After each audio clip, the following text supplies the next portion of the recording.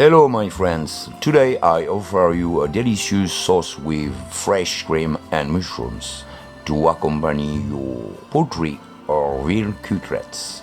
You can make the sauce straight away, but it's best after cooking a meat. First, we are going to cook the onion over medium heat for a few moments.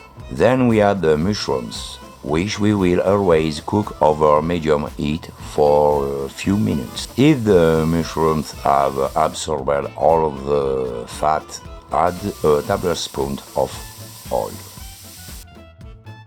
Add the mustard. The spiciness disappears during cooking to keep only its aroma. Don't worry, add the white wine and let it reduce by half.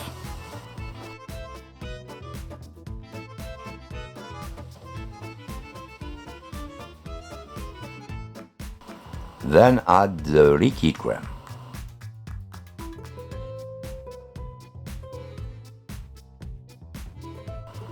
Salt.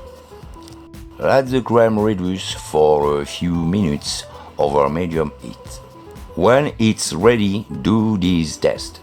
Run your finger over the spoon, and if the cream no longer flows, it's good.